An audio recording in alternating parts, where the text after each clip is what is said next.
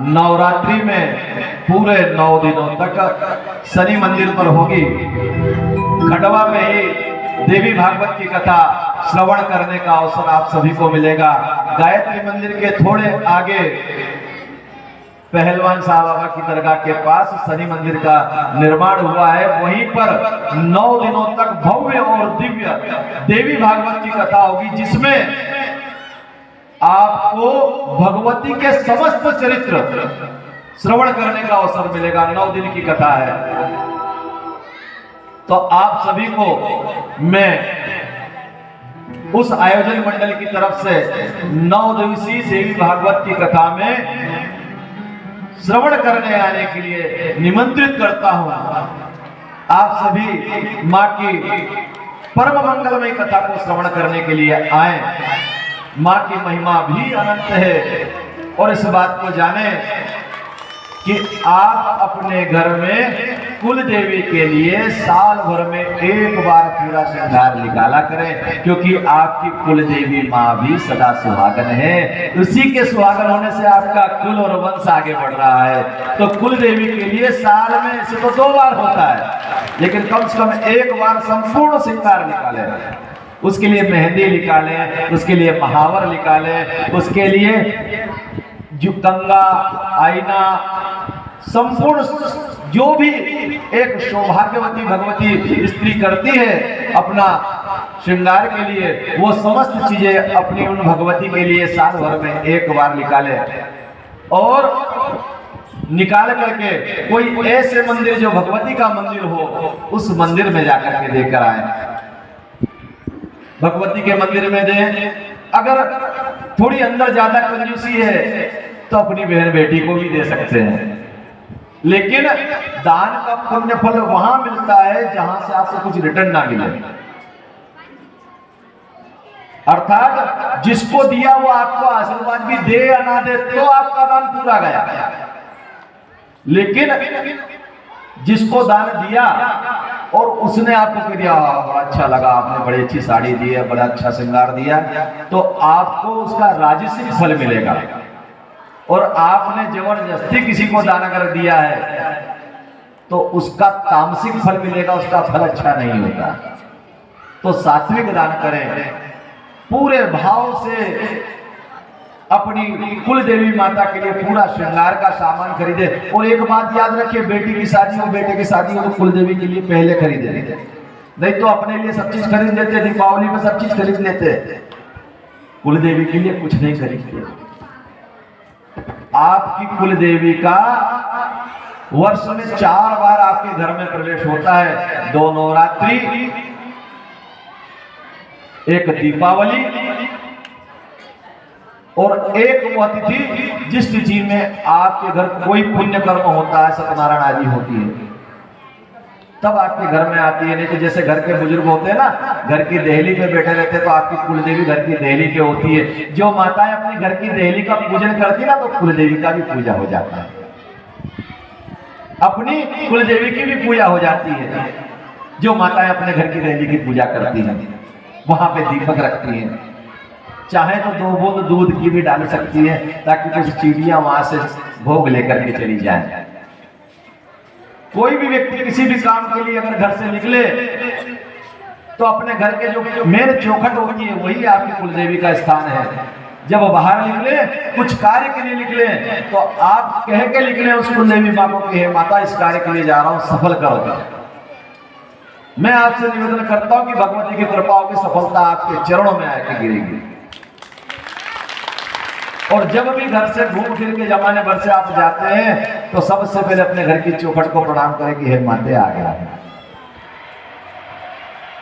और एक राज की बात बताता हूं, किसी के भी घर जाओ, देहली के चुपचाप से पांव पड़ लो और चले जाओ, वो आदमी कैसा भी हो आपका अपमान नहीं कर सकता, क्योंकि आपने उसकी कुलदेवी मां को प्रणाम कराया। दुश्मन के घर भी जाना और उसकी चौखट को धीरे से प्रणाम करके आगे बढ़ जाना, वो कितना भी दुश्मन हो आपका अपमान नहीं कर सकता, क्योंकि भगवती को आपने साथ ले लिया है, विजय दिलाएगी आपको। ऐसी मां भगवती हिमालय राज के यहाँ कन्या के रूप में आ गई। नारद जी को पता चला, नारद जी पहुंचे गुणगान करते हुए, जय जय जय गिरिराज किशोरी, जय महेश मुख चंद चकोरी। आए, मां का दर्शन करा। माता ने उन्हें गुरु रूप में माना। हिमालय राज ने प्रणाम कराया ला करके और कहने लगे, किस बिटिया का क्या नाम रखें, इस बिटिया का कुछ गुण दोष बखान दो। नारद जी देखते हैं भगवती का जो सारे संसार की भाग्य रेखाओं को लिखती उस मां का हाथ देखते हैं। नारद जी महाराज बड़ भागी हैं। क्यों? क्योंकि भगवान का भजन करने वाले भगवान का हाथ भी देख सकते हैं। जब देखा तो भगवान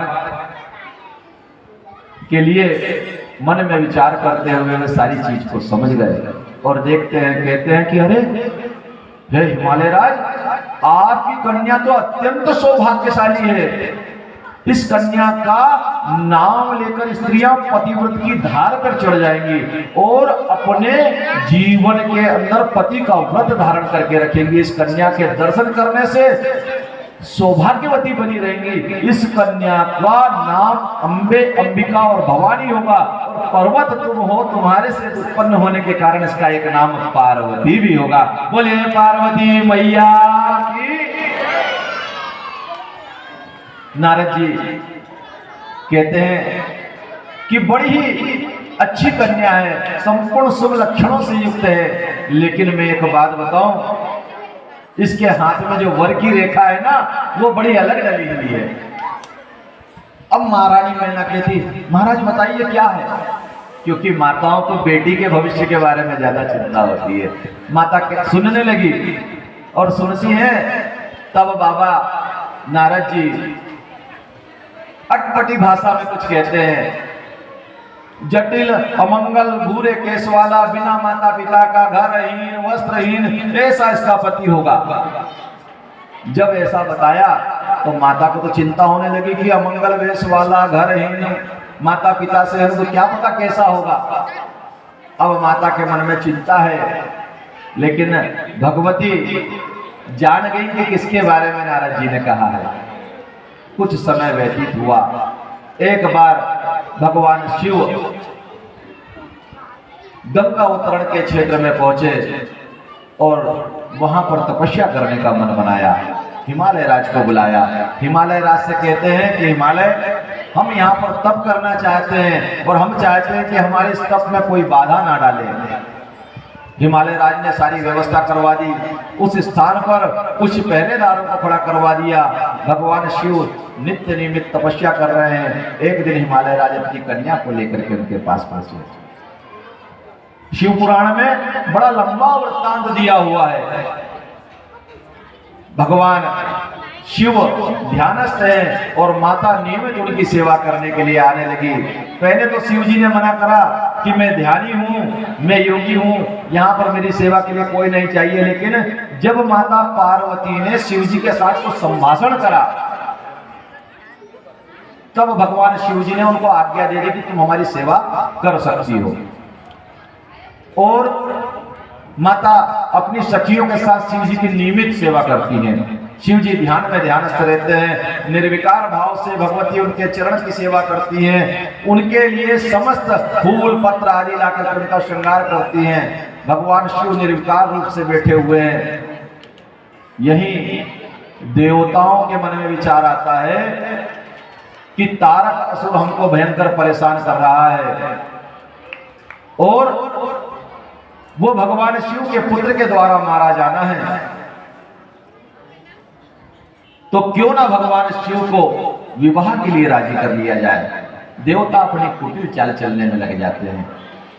वे निर्विकारी भगवान शिव को सकाम करना चाहते हैं, जो कि निष्काम है, पूर्ण निष्काम है, उनको सकाम करना चाहते हैं।